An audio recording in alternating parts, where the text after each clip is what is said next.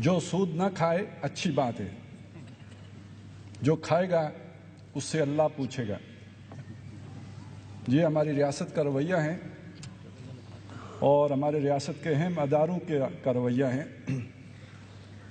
اسلام کے اس اہم حکم کے بارے میں۔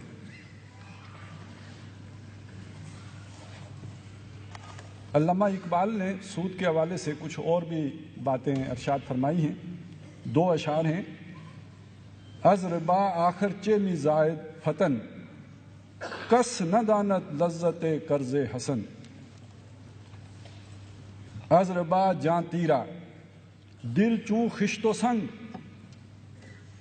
یہ آج دنیا کے اندر جو درندگی ہے، علامہ اقبال کی تشخیص کے مطابق تو یہ انسان جو اس کے اندر یہ پتھر دل وہ ہو گیا ہے تو اس کا سبب یہ سود خوری ہے۔ آدمی درندہ بے دندان و چنگ، اگرچہ کہ پنجے نہیں ہیں، ناخن نہیں ہیں، دانت درندوں والے نہیں ہیں، لیکن آدمی کی درندگی سود خوری کے نتیجے میں جنگلی درندوں سے بڑھ جاتی ہے۔ اب ہمارے پاس 2 ہی مقررین باقی بچے ہیں اور دونوں ماشاءاللہ سے کسی تعارف کے زیادہ محتاج نہیں ہیں۔ میں اب دعوت خطاب دیتا ہوں جناب اوریا مقبول جان صاحب کو۔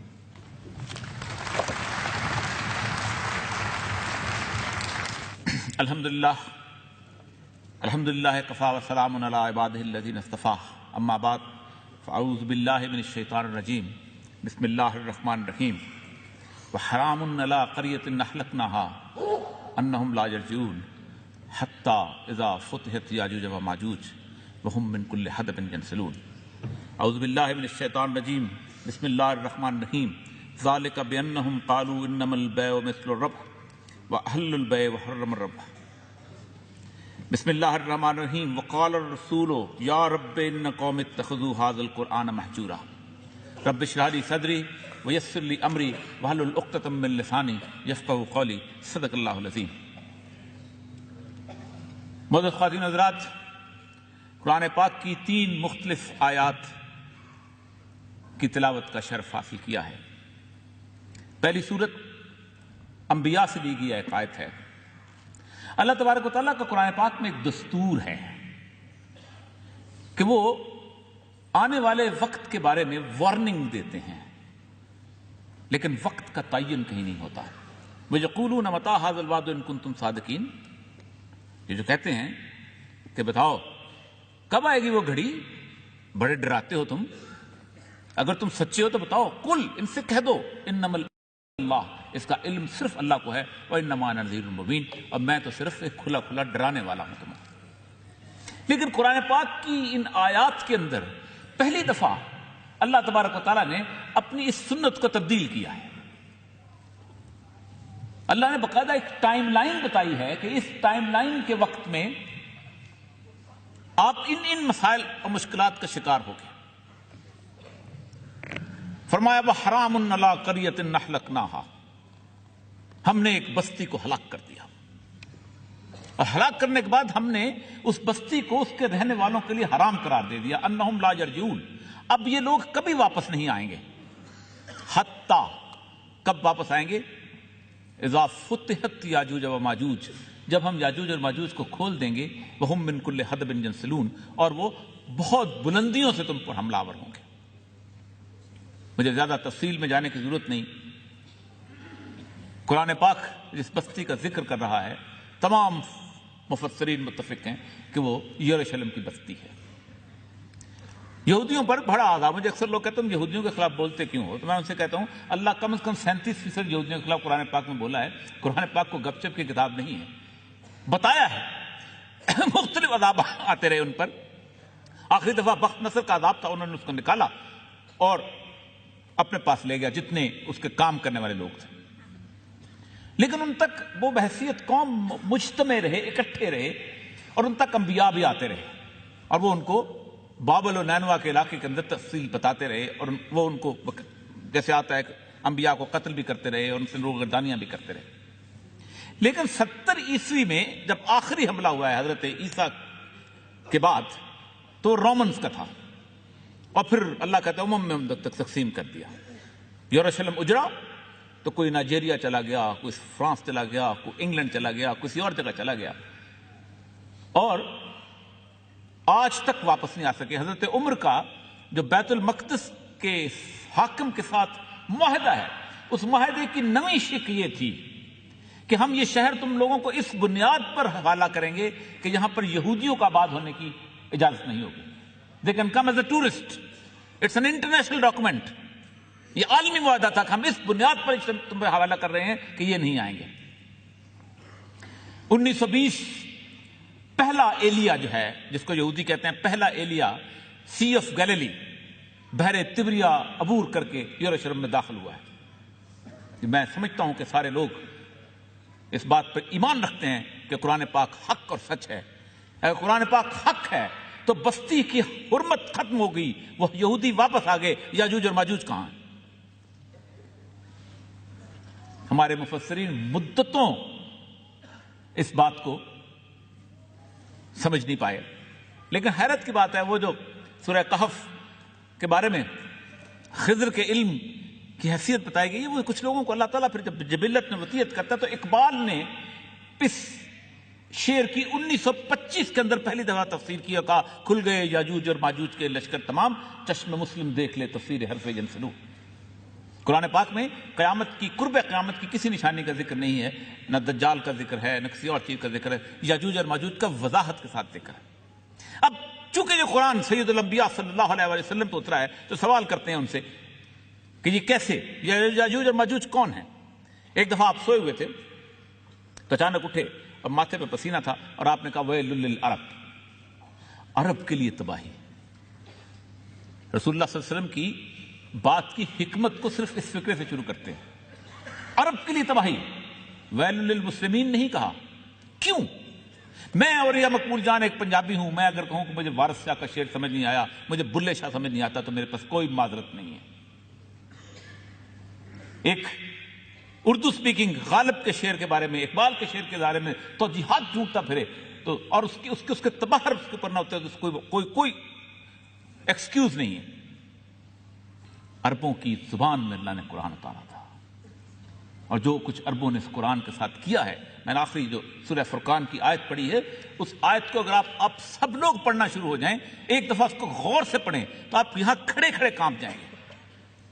اللہ محشر کے میدان کا ذکر کرتا ہے بہت بڑے، اور اس محشر کے میدان کے اندر ہم شفیع روز جزا سید الانبیاء صلی اللہ علیہ وسلم سے امیدیں وابستہ کی ہوئے ہیں، تو رسول اللہ صلی اللہ علیہ وسلم ایک مقدمہ پیش کریں گے آپ لوگوں کے سامنے قیامت کے دن۔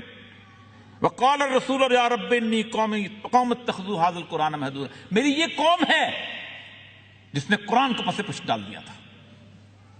کسی میں ہمت ہے اس روز حشر میں اس مقدمے کا سامنا کرنے کی، جب سید الانبیاء خود مدعی بن کر پوری قوم کے سامنے کھڑے ہوں گے؟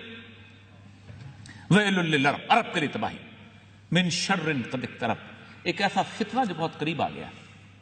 آپ کی زوجہ، ہم سب کی ماں سیدہ زینب بن جحش موجود تھی۔ پوچھا یا رسول اللہ کیا ہوا؟ فرمایا یاجوج اور ماجوج نے اس سوراخ کر دیا ہے اس دیوار کے اندر، اور وہ اب کھل جائیں گے، جو ذوالقرنین نے بنائی تھی۔ اگلا سوال، یا رسول اللہ یہ یاجوج اور ماجوج کون ہیں؟ پوچھا یاجوج اور ماجوج بنی نوع انسان میں ایک ایسی قوم ہے کہ جو 90 کے قریب وہ ہوں گے اور 10 تم ہو جاؤ گے۔ یہ پرپورشن بتا دیا۔ کہا اگر یہ کھل گئے تو کیا کریں گے؟ سید الانبیاء صلی اللہ علیہ وسلم کا وہ فکرہ کہ جو تاریخ کی سب سے بڑی کسوٹی ہے دین اور لادینیت کو ناپنے کی، فرمایا جب انہیں کھلا چھوڑ دیا گیا تو یہ معاش میں فساد پیدا کریں گے، disturbance in the economic system of the world. کہا یا رسول اللہ ہم ان سے فتح حاصل کریں گے؟ کہا نہیں، یہ قوم ایسی پیدا کی گئی ہے تم فتح نہیں کرو گے، ہاں اللہ ان سے جنگ کا اعلان کرے گا۔ پورا قرآن پاک اٹھا دیجیے، الحمد سے لے کے والناس تک اللہ نے نہ زنا کے خلاف جنگ کا اعلان کیا ہے، نہ چوری کے خلاف کیا ہے، نہ غیبت کے خلاف کیا ہے، کسی چیز کے لیے، صرف اور صرف سود کے خلاف جنگ کا اعلان کیا۔ دو تاریخی واقعات، تو پھر اس کو بات گزر کے آگے آتا ہوں اسی حوالے سے۔ جب سید الانبیاء صلی اللہ علیہ وسلم فرما رہے تھے کہ یاجوج اور ماجوج نے ذوالقرنین کی اس دیوار میں سوراخ نکال دیا ہے، تو اسی وقت، کیونکہ سورہ کہف میں بہت تفصیل سے سفر موجود ہیں ذوالقرنین کے، مشرق کی طرف گئے، مغرب کی طرف گئے، اور ایک ایسی جگہ گئے جہاں سورج ڈوبتا اور ابھرتا ہوا نظر آیا۔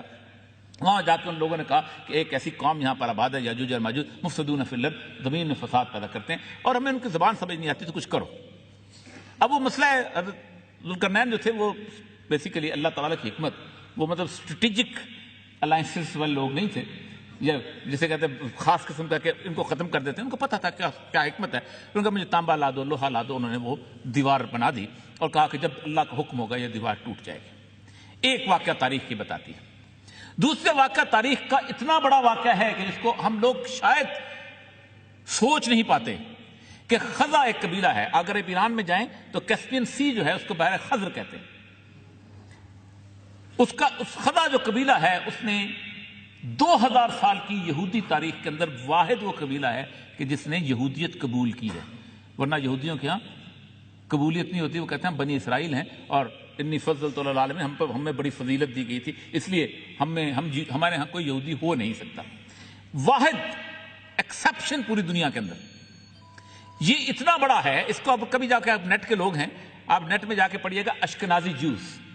اشکنازی جوز وہ جوز ہیں کہ جو یورپ کے بلانڈ ہیئر، بلو آئیز اور ان ساری چیزوں سے وہ جو پہچانے جاتے ہیں، ان لوگوں نے یہودیوں کے ساتھ مل کے تقریباً 1500 سال مار کھائی ہے، گھیٹوز میں رہے، ایسی جگہ رہے جہاں نہ پانی تھا، نہ بجلی تھی، نہ سیوریج تھی، کوئی چیز نہیں تھا۔ ان کو کئی 100 سال تک ان کو انسانوں کے نام رکھنے کی اجازت نہیں تھی، کوئی ڈاگ رکھتا تھا، کوئی کک رکھتا تھا۔ ایزابیلا فرڈیننڈ نے جب اسپین میں فتح کیا تو یہی اشکنازی جوز تھے، ان کو پکڑ کے لایا گیا اور کہا گیا دیکھو اگر تم عیسائی بننا چاہتے ہو تو ہمارے سامنے روزانہ سور کھاؤ گے اور اس کے ساتھ ساتھ تم اس کا گوشت، اس کے ساتھ ہفتے کے دن کاروبار کرو۔ یہ وہ لوگ مارے کھاتے کھاتے 1896 میں ایک جگہ اکٹھے ہوتے ہیں اور ایک پروٹوکول آف زائنزم لکھتے ہیں، اور اس کے بعد پروٹوکول آف زائنزم جو ہے اس سے کہتے ہیں کہ اب ہم نے مار نہیں کھانی، بہت ہو گئی، 2000 سال ہم نے بڑی مار کھائی، اب ہم نے اس دنیا کی حکومت پہ قبضہ کرنا ہے۔ جو ہمارے ساتھ وعدہ کیا گیا ہے، ہمارے ساتھ وعدہ کیا گیا ہے، ہمارا مسایہ آئے گا اور وہ ایک ruling state of the world بنائے گی، جو کہ جس سے حکمرانی کہاں سے ہوگی؟ یروشلم سے۔ 1916 میں ان کا ایگریمنٹ ہوتا ہے برطانیہ کے ساتھ، جسے بالفور ڈیکلیریشن کہتے ہیں، اور 1916 میں یہ یہودی اور یہ عیسائی جو 2000 سال تک لڑتے رہتے، ان کے درمیان سے ایک چیز پیدا ہوتی ہے جس کو کہتے ہیں ماڈرن ویسٹرن سویلائزیشن، جدید مغربی تہذیب۔ 1920 میں پہلا یہودی سی آف گیلیلی بحر تبریا عبور کر کے جاتا ہے۔ رسول اللہ صلی اللہ علیہ وسلم نے فرمایا جب یاجوج اور ماجوج کا پہلا لشکر بحر تبریا عبور کرے گا اس میں پانی ہوگا، جب دوسرا لشکر آئے گا تو پانی نہیں ہوگا۔ آج نیٹ کے لوگ ہو، آپ جا کے سی آف گیلیلی پر دیکھ لیجئے گا، سی آف گیلیلی میں دریائے جارڈن اور دریائے لیبنان یہ جاتا تھا، اس کو اسرائیل نے ڈائیورٹ کر کے اپنی طرف رکھ لیا ہے۔ اور حیران کن بات ہے، میں لیبنان گیا ہوں، آپ یہ جتنے کھجوریں کھا رہے ہوتے ہیں اور جتنے اپنا زیتون کے تیل پی رہے ہو، یہ سارے اسرائیل میں بنتے ہیں۔ وہاں سے میں کئی ایسے پاکستانیوں کو جانتا ہوں جن میں بڑے بڑے معزز لوگ ہیں جن کو اسرائیل چٹ پہ اپنے اندر بلاتا ہے اور وہ سارے کا سارا کاروبار وہاں سے کرتے ہیں، اور ہم مدینے کی کھجوریں کھا کے ساتھ الحمدللہ پڑھ رہے ہوتے ہیں۔ وہ جگہ، وہ سی آف گیلیلی میں فٹ پانی رہ گیا ہوا ہے، اور یہ کیفیت ہے۔ 1920 میں جب یہ واقعہ ہوا ہے تب دیکھیں یاجوج اور ماجوج ویسٹرن سیولائزیشن نے کیا کیا ہے۔ سب سے پہلی چیز سید الانبیاء صلی اللہ علیہ وسلم فرمایا تمہاری کڑیاں ٹوٹنا شروع ہوں گی، اور پہلی کڑی جو ہے وہ خلافت کی کڑی ہوگی۔ سلطنت عثمانیہ کو توڑا گیا، کہاں کہاں سے نعرے بلند ہوئے، اور جسے ماڈرن سیکولر نیشن سٹیٹس کہا جاتا ہے، اس دنیا کے اندر لوگوں کو کہا گیا کہ اپنے اپنے رنگ، نسل، زبان اور علاقے کی بنیاد پر تقسیم کیا جاتا۔ مصریوں نے کہا ہم مصر کے رہنے والے ہیں، ہمیں ہمارا ملک دے دو، ہم بابل و نینوا کے وارث ہیں، عراق ہمیں دے دو، ہم سعودی ہیں، ہمیں نسلی اجارہ حاصل ہے اس لیے ہمیں سعودی عرب دے دو، ہم فارس اعظم کے وارث ہیں، 3000 سال سے ہماری بادشاہت چلی آ رہی ہے، ہم آپ رضا شاہ پہلوی، ہمیں ہمارا ملک ایران دے دو۔ اسپین نے کہا ہمیں دے دو، فرانس نے کہا، سب نے پوری دنیا کو ایک چڑیا گھر میں تقسیم کر دیا گیا۔ خلافت 1920 دنیا کا پہلا مس ورلڈ کا کمپٹیشن آیا، فلوریڈا کے ساحلوں پر ایک دن لمبا ویکینڈ آ گیا، انہوں نے کہا کیسے ان کو لوگوں کو رکھیں کہ ہوٹلوں میں رہیں؟ انہوں نے کہا اچھا ایسا کرتے ہیں بکنی سوٹس کے اندر عورتوں کا کمپٹیشن کرا دیں۔ اس کمپٹیشن کے بعد ایک لڑکی کو تاج پہنایا گیا اور پھر کہا گیا اگلے سال ہم پھر اسی دنوں میں ملیں گے۔ پھر ملے، لڑکی جیتی، انٹرویو شروع ہوئے، اوہو اس کے تو 2 بچے بھی ہیں، اس کا تو ایک خامد بھی ہے، سارا تصور ملیا میٹ ہو گیا۔ رولز بنائے گئے کہ جو مس ورلڈ ہوگی اس کے پاؤں کے ناخن سے لے کے سر کے بال تک یہ پیمائش ہوگی اور اس کا نہ کوئی بوائے فرینڈ ہوگا اور نہ کوئی خامد ہوگا۔ 1920 سے لے کے آج تک 1 سال کے لیے بھی جنگ عظیم دوم کے اندر بھی، جنگ عظیم اول کے اندر بھی آج تک کسی طور پر یہ مس ورلڈ اول تو پہلے ہو گئی تھی، جنگ عظیم دوم 1 دن کے لیے بھی مس ورلڈ کا کمپٹیشن ختم نہیں ہوا۔ جو لوگ مجھے کہتے ہیں کہ بنیادی طور پر یہ جو حجاب ہے it's a religious issue, it's an economic issue. ایک عورت جب حجاب پہنتی ہے تو اپنے پیچھے $110 بلین کی انڈسٹری کو لاک مار رہی ہوتی ہے۔ بال کرل کرنے والے اور ہیں، بال رنگ کرنے والے اور ہیں، کوئی مقام عورت کا نہیں سر سے لے کے پاؤں تک جس کو بازار میں لا کے کھڑا نہ کیا گیا۔ پوری فیمنزم کی تحریک چلائی گئی، اس کو تماشا بنایا گیا اور وہ خوش ہے اس تماشا بننے کے اوپر کیونکہ اس سسٹم کی حصہ ہے۔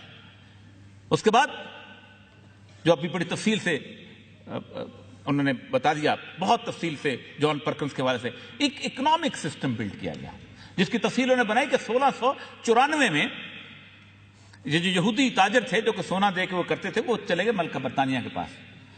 اور کیوں گئے؟ اس لیے کہ فرانس اور امریکہ نے ایک بہت بڑی جنگ لڑی تھی اور اس جنگ کے اندر برطانیہ کے اس کو قرضہ لے کے جنگ لڑا تھا۔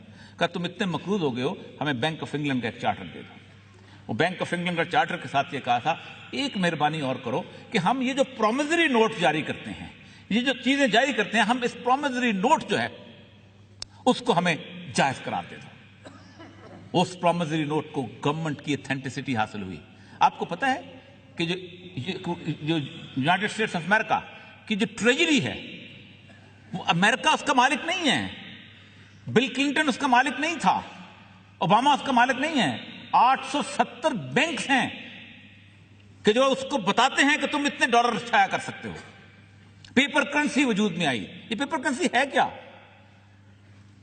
میں نے $50 بلین بازار میں جا کے خریدتا ہوں، وہ $70 بلین خریدتا ہے، وہ $200 بلین خریدتا ہے، ہم $400 بلین لے کے ہم کہاں جاتے ہیں؟ ہم جاتے ہیں سعودی عرب، ہم جاتے ہیں عراق، ہم جاتے ہیں ایران، ہم جاتے ہیں فلاں جگہ، ہم کہتے ہیں ہمیں تیل دے دو۔ $1 لاکھ کے سے بھی کم میں بہترین سیاہی لگا کے یہ چیز ڈالر چھاپے جا سکتے ہیں۔ آج اگر صرف ایک فیصلہ ہو جائے کہ تیل پاکستان کے روپے میں بیچا جائے گا تو پاکستان کا روپے میں $80 یا $100 مارکیٹ میں بیچنا شروع ہو جائیں گے۔ بینک آف انٹرنیشنل سیٹلمنٹ جس پر ذکر کیا انہوں نے، جس دن نارمنڈی فتح ہوا ہے اس دن نارمنڈی فتح ہونے کے صرف 4 دن کے بعد برٹن ووڈ کے اندر یہ لوگ جمع ہوئے، کہا اب ہم نے تہس نہس کر دیا ہے، ہم نے دنیا کو رنگ، نسل، زبان اور علاقے میں تقسیم کر دیا ہے۔ اور میں اکثر پاکستان کے بارے میں کہا کرتا ہوں کہ پاکستان وہ خوش قسمت ملک ہے، بہت خوش قسمت ہو آپ لوگ۔ پاکستان وہ خوش قسمت ملک ہے کہ جس خوش قسمت ملک میں جب فیصلہ ہو رہا تھا تو لوگ کہہ رہے تھے ہم مصری ہیں، ہم شامی ہیں، ہم ایرانی ہیں، ہم فلاں ہیں۔ واحد ملک تھا جس نے 1400 سال کے بعد بدر پیدا کی تھی کہ میں محمد حسین چیمہ ہوں، یہ ارجن داس چیمہ ہے، ہم ساگ ایک طرح کھاتے ہیں، ہم بھنگڑا ایک طرح کا ڈالتے ہیں، ہم ہیر ایک طرح کرتے ہیں، لیکن یہ میرا بھائی نہیں ہو سکتا۔ بینک آف انٹرنیشنل سیٹلمنٹ آیا، اس بینک آف انٹرنیشنل سیٹلمنٹ نے یہ طے کیا کہ good will of the country کیا ہوتی ہے، کہ ایک ملک کو کیسے بتائیں گے کہ اس کا سکہ جو ہے وہ زیادہ بہتر ہے۔ Nigeria is an oil rich country, بہترین تیل، 1.5 گنا زیادہ تیل ہے اس کے پاس سعودی عرب سے۔ نائجیریا کا سکہ غریب ہے، آئس لینڈ جہاں گھاس نہیں اگتی اس کا سکہ جو ہے وہ مضبوط ہے۔ یہ وہ پورے کا پورا سسٹم ہے یاجوج اور ماجوج کا کہ جو کہ اس طرح آ کے اب پہ حاوی ہوا۔ اب قرآن کی آیت حتی اذا فتحت یاجوج و ماجوج وہم من کل حدب ینسلون، وہ تم پہ ہر بلندی سے حملہ آور ہوں گے۔ آج آپ کی ساری فحاشی ساری کس کے تھرو آتی ہے؟ وایا سیٹلائٹ۔ آپ کا سارا بینکنگ سسٹم وایا سیٹلائٹ، آپ کی ساری پاور پالیٹکس وایا سیٹلائٹ۔ ایسے نہیں اقبال نے کہا تھا قرآن کی تفسیر کرتے ہوئے کہ کھل گئے یاجوج اور ماجوج کے لشکر تمام، چشم مسلم دیکھ لے تفسیر حلف ینسلون۔ اب یہاں پر سوال پیدا ہوتا ہے کہ اس سارے کے سارے سسٹم کی بیس کیا ہے؟ जिस वक्त नेशन स्टेट्स बनाई गई तो 3 जिम्मेदारियां सौंपी गई उन नेशन स्टेट्स को, हर नेशन स्टेट को। Number 1, every country must have a constitution. हर मुल्क का एक आईन होना चाहिए। ये आईन क्या चीज है? 1948 में पहली कैनेसेट का इजलास हुआ और डेविड बेन गुरियन खड़ा हुआ। उसने कहा, we will not develop a document और a book which will have more sanctity then तौरा एंड तालमुद। हम कोई ऐसा कानून आईन नहीं बनाएंगे जिसकी इज्जत और तौकीर जाए कुरान और तालमुद से ज्यादा हो। The constitution of Israel is तौरा। इजराइल का आईन तौरात है। दुनिया में 6 मुल्क ऐसे हैं जो कॉन्स्टिट्यूशन के बगैर चल रहे हैं। बर्तानिया, अनरिटन कॉन्स्टिट्यूशन। अनरिटन भी कुछ चीज होती है, या कॉन्स्टिट्यूशन होता है या नहीं। Number 1, every country must have a constitution. Constitution है क्या? 5, 6, 7, 8 दफात निकाल के वो डाल के वो सारी सिमिलरिटी 80 से 85% सिमिलरिटीज होती है कॉन्स्टिट्यूशन के अंदर। Second, every country must have a central bank. इसका एक सेंट्रल बैंक होना चाहिए। वो क्यों होना चाहिए?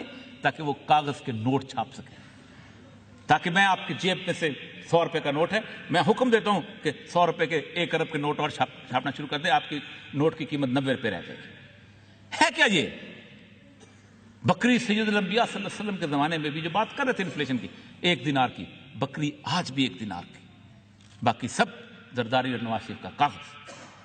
तीसरी चीज जो सबसे इंपॉर्टेंट थी कि every country must have a national date. दुनिया का हर मुल्क जो है उसको वो मकरूज का एक कौमी कर्जा होना चाहिए। मैं रात को सोया हूं, सुबह मुझे पता चलता है कि मैं 50 रुपए का मकरूज हो गया। किस खुशी में? मुझसे पूछा था, क्योंकि उसकी बुनियाद पे डेमोक्रेटिक सिस्टम आपने बनाया था। जो इकबाल कहता है ना कि हमने खुद शाही को पहनाया है जमहूरी लिबास, जब कभी आदम हुआ है खुद शनासो खुद नगर। और वही कहता है, गुरेज अफ्तर से जमहूरी गुलाम पुख्ता कारिश हो। जमहूरी से गुरेज करो और किसी एक पुख्ता कार का गुलाम हो जाओ। क्या मग़ज़े दो सद खर फिक्र इंसानी नमी आई, कि इंसानों की 200 गधों के दिमाग से इंसानों की फिक्र पैदा नहीं हो सकती। हालत यह है कि इस पूरे के पूरे सिस्टम के अंदर उसको सपोर्ट देने के लिए लोग कहते हैं डेमोक्रेसी जो है it's a will of the people speaking in the parliament. ये लोगों की इलेक्टेड होती है। $6.8 बिलियन ओबामा के पास ना हो, उसका बाप नहीं सोच सकता इलेक्शन लड़े। $4 बिलियन अगर सरकोजी के पास ना होते, कूदता भी ना इलेक्शन के अंदर। गॉर्डन ब्राउन के पास ना होते, तब भी वो सोच ना सकता। क्यों? फंडिंग। आज आप कहें नॉन पार्टी इलेक्शन करो, कहेंगे ज़ियाउल हक का एजेंट है, फलाने का एजेंट है। इसलिए कि पूरी पार्टी को खरीदा जाता है। $15 ट्रिलियन अमेरिकन जीडीपी, $15,000 अरब, $16,000 अरब अमेरिकन डेट। अमेरिका को कर्जे की जरूरत नहीं, लेकिन दिया गया। ये बनते $31 ट्रिलियन। इन दोनों को मिला के उससे भी ज्यादा $32,000 अरब जो हैं अमेरिका के सरमायादारों ने केमन आइलैंड के अंदर रखे हुए हैं। एक आवाज नहीं उठती कांग्रेस में। एक 1921 से 22 में किसी ने उठाई थी, तो रॉकफेलर का बाप होता, उसने कहा था, you are a dog, you should bark from our side. हमारे कुत्ते हो, हमारी तरफ से भौंका करो। इसको फंडिंग कौन करता है? वो आर्टिफिशियल क्रेडिट क्रिएशन। बैंक जो है वो कर्जा नहीं देता, गरीब आदमी को तो बिल्कुल नहीं देता। जिसको पता चल जाए कि इसकी जायदाद इतनी है कि मुझे वापस देता, उसको कर्जा देता है। बैंक भरोसा बेचता है। 10 रुपए का कागज, 10,000 रुपए का कागज गन्ने वाले से चीनी वाले के पास, चीनी वाले से खाद वाले के पास, खाद वाले से पैसे होते होते वो बैंक को जो है वो मालामाल कर देता है। कागज के 323 अरब रुपए की हमारी टोटल सिक्योरिटीज हैं। हमने 980 अरब रुपए के कागज जारी किए हुए हैं। आज अगर आप कहें कि मुझे जो इबारत आपने लिखी हुई है जिस पे लिखा हुआ है कि हिंदू तलब को अदा करेगा, आपको 1 दिन में अदा नहीं कोई कर सकता। आज अगर आप अपने चेक बुक लेके, चेक काट के बैंकों के दरवाजे पे खड़े हो जाएं और कहें हमारे पैसे कागज के नोट दे दो, वो जारी नोट भी नहीं दे सकते। ये है टू का तस्वर। ये पूरा बैंकिंग सिस्टम है। 45,000 कॉर्पोरेशन हैं दुनिया की, जिनको 500 कोर कॉर्पोरेशन जो हैं वो उनको गवर्न करती हैं, और 20 बैंक हैं जो उनके अंदर इन्वेस्टमेंट करते हैं। और अब तो कंपनी बड़ी और किस्म की हो गई हैं। आपने यहाँ कंप्यूटर खोला हुआ है, आपने 10 लाख, 15 लाख, 20 लाख वो किया हुआ है, आप जहाँ से ये गल्ला वहाँ से रोक लो 1 घंटे, एक साल के लिए या 15 दिन के लिए, ये वहाँ ये रोक लो, ये ऊपर हो गया, ये नीचे हो गया, आप कुछ नहीं कर रहे। اس پورے بینکنگ سسٹم کو 2008 میں مکمل طور پر جب ختم کیا گیا، جب تباہ کیا گیا، کس نے تباہ کیا؟ اس کے اندر انہیرنٹ فالٹ تھا، کیونکہ یہ ببل تھا، یہ جب برسٹ ہوا تو مجھے بڑی حیرت ہوتی ہے، مجھے بڑی تکلیف ہوتی ہے، مجھے بڑا دکھ ہوتا ہے کہ پوری دنیا میں اس کو سپورٹ کرنے کے لیے اسلامک بینکنگ وجود میں آ گئی۔ کیوں؟ ہم تمہیں راستہ بتاتے ہیں، ہم بتاتے ہیں کیسے اس مسلم امہ کو بیوقوف بنایا جاتا ہے۔ 37 آپ کو پتا ہے کہ دنیا کے تمام اسلامک بینکنگ کے اندر ماہرین گورے ہیں آج کل۔ ہیلا 1، ہیلا 2، ہیلا 3، ہیلا 4، اس پورے سسٹم کو کی بنیادوں کو استوار کیا۔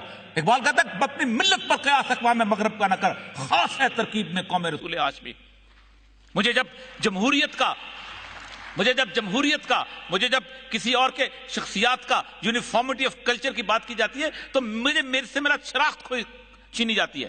میں جب تک اپنے سربراہ کو وزیر اعظم کہتا رہوں گا، میں اس کا موازنہ چرچل کے ساتھ کروں گا، میں اس کا موازنہ اٹلی کے ساتھ کروں گا۔ جب تک اپنے صدر کو صدر کہتا رہوں گا، میں اس کا موازنہ آئزنہاور کے ساتھ کروں گا، میں اس کا موازنہ ڈیگال کے ساتھ کروں گا۔ لیکن اگر اس قوم میں کھڑے ہو کے کوئی شخص اپنے سربراہ کو امیر المومنین کہنا شروع کر دے تو اس کا پہلا موازنہ جو ہے عمر بن خطاب سے ہوگا، علی المرتضیٰ سے ہوگا۔ جب تک ایک قوم اپنی ٹرمینالوجیز کے اندر زندہ رہنا نہیں سیکھے گی، اس وقت تک یہ آگے نہیں بڑھ سکتی۔ ہم کتنی آسانی سے ایک دوسرے کو آئی لو یو کہہ دیتے ہیں، اس لیے کہ ہمیں اس کا احساس نہیں ہوتا۔ لیکن اگر کسی لڑکے یا لڑکی کو یہ کہنا پڑ جائے کہ میں تم سے عشق کرتا ہوں یا کرتی ہوں تو اس کے ماتھے پہ 10 دفعہ پسینہ آ جائے گا۔ یہ ٹرمینالوجیز کا فرق ہے جس کے اندر زندہ رکھا جاتا ہے۔ یونیفارمٹی آف کلچر، ایک جیسی جینز پہنیں گے، ایک جیسی قمیض پہنیں گے، ایک جیسا برگر کھائیں گے، ایک جیسی پیزا لیں گے، تمام کلچر۔ میں اس کی مثال بینکاک سے دیا کرتا ہوں۔ امریکہ جہاں گیا ہے اس نے اس ملک کو کعبہ خانہ بنا کے چھوڑا ہے۔ 6 لاکھ طوائفیں ہیں وہاں پر اس وقت بینکاک کے شہر کے اندر۔ کیا کرتی ہیں؟ کسی سے $100 لیا، صبح اٹھے، نائکی کے شوز پہنے، YSL کی جینز لی، لپسٹک لی، نائکی کی جینز لی، شرٹ لیا اور پیزا کھایا اور رات کو تھکن لے کے اپنے گھر واپس چلی گئی۔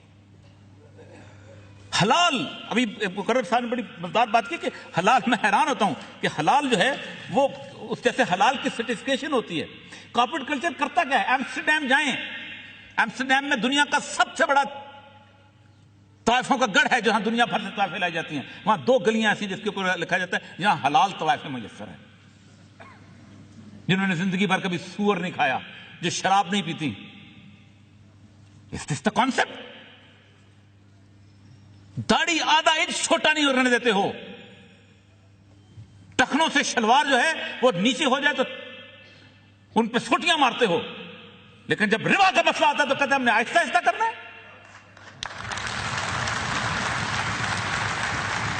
کون سا؟ ہم لوگوں سے ٹویوٹا کمپنی کا وہ مالک زیادہ بہتر ہے کہ وہ بینک آج سے تقریباً 50 سال پہلے وہ گیا بینکنگ کے پاس اور انہوں نے کہا میرے پاس مجھے کوئی ضرورت ہے، مجھے پیسے دے دو۔ انہوں نے کہا 480 تمہارے مزدور ہیں، ان کو نکالنا پڑے گا۔ کہا ہم تو نہیں نکالتے، ہم تو بچوں کی طرح رکھتے ہیں۔ واپس آیا، اپنی اولاد کو جمع کیا اور کہا دیکھو آئندہ کوئی بینک سے قرضہ نہیں لے گا، 100% ہمارے ہیں، اس میں سے 2% شیئر اپنے رکھو، باقی 98% بیچ دو۔ اور اس کے بعد اس نے خودکشی کر لی۔ اس وقت دنیا کی بگیسٹ آٹوموبائل کمپنی 1 روپیہ بھی کسی بینک سے قرضہ نہیں لیتی اور وہ اپنا مال چلا رہی ہے۔ اور اس کے بعد اس کی اتنی وسعت دی اللہ نے کاروبار میں، مسلمان نہیں ہے لیکن اس کو پتا تھا یہ سود کا نظام کی صورتحال کیا ہے، اتنی وسعت دی اس کو کاروبار کہ دنیا کی بگیسٹ آٹوموبائل کمپنی اس لیول کی تھی کہ 1998 کے اندر اس کی ایک گاڑی میں چھوٹا سا نقص پیدا ہو گیا تھا، انہوں نے پوری دنیا سے گاڑیاں واپس منگوا لی تھی اور کہا تھا ہم نقص کے ساتھ چیزیں نہیں بیچتے۔ ہمارے اندر کمیونسٹ سے زیادہ جرأت، دہریے تھے کمیونسٹ۔ 1917 میں جب لینن انقلاب لے کے آیا تو اس نے کہا تھا یہ سود یہ ہم نہیں چلائیں گے، there will be no bank in Soviet Union۔ ہم سے تو زیادہ ان کے اندر طاقت ایمانی تھی، اور مجھے سمجھ نہیں آتی کہ اس ملک کے ارباب اختیار کی جو حلف कियानी साहब कभी हलफ भी पढ़ कर सुना दिया करे तो पता चले टांगे कांप जाए इन लोगों की जो हलफ उठाते हैं। क्या इस हलफ उठाने के बाद जब शरीयत कोर्ट का फैसला आया था तो क्या नवाज शरीफ की हिम्मत हो गई कि वो सूद के खिलाफ अदालत में जाएगा? क्या मुशर्रफ के अंदर ये हिम्मत होगी कि यूबीएल के उसको कहे कि तुम जाके दावा दायर करो? मैं तो इस मसले में ज़ियाउल हक को भी मुर्द इल्जाम कहता हूं। शरीयत कोर्ट बनाई और कहा 10 साल के लिए ये माशी मामलात नहीं सुन सकती, यानी तुम सब कुछ ठीक हो। इसीलिए जब कभी मैं ये आयत पढ़ता हूं जिसमें अल्लाह ताला जंग का ऐलान करता है तो उस वक्त मैं कहूं कि अल्लाह तबारक तआला ने कुरान जो है इस रहती दुनिया तक नाफिज किया था। ये सारे उलमा इकराम मौजूद हैं, शहीदी साहब मौजूद हैं, दूसरे मौजूद हैं। हर एक महदी आखिर ज़मान पे बिलीव करता है कि वो तशरीफ लाएंगे। ये उनका इंतजार कर रहे हैं, हम भी उनका इंतजार कर रहे हैं, सब उनका इंतजार कर रहे हैं। मैं एक सवाल उलमा के सामने छोड़े जा रहा हूं जो खिलाफत अला मनहाज नबुव्वह की बात करते हैं या इमामत की बात करते हैं। क्या इमाम महदी की हुकूमत वर्ल्ड बैंक की मेंबर होगी? क्या वो यूनाइटेड नेशंस की मेंबर होगी? हरगिज़ नहीं। अगर खिलाफत अला मनहाज नबुव्वह IMF की, वर्ल्ड बैंक की मेंबर नहीं हो सकती तो मेरा मुल्क भी नहीं हो सकता अगर हम वाकई ईमान की ताकत रखते हैं। अर्जेंटीन जैसा मुल्क खड़े होकर कहता है रिपुडिएटिंग द डेट, मैं नहीं देता हूं तुम्हारे कर्जे। एटमी ताकत नहीं है, इसलिए कि तुमने ये कर्जे उन बदजानत हुक्मरानों को दिए हैं। ये फ्रांस में उसकी जायदाद है, ये इंग्लैंड में उसकी जायदाद है, ये जर्मनी में उनकी जायदाद, बेचो और हासिल करो। ये कौम नहीं कह सकती कि ये जरदारी की जायदाद है, ये नवाज शरीफ की जायदाद है, ये फलां की जायदाद है। बेचो, उन्होंने खुद कर्जे लिए हैं, मुझसे पूछ के लिए थे।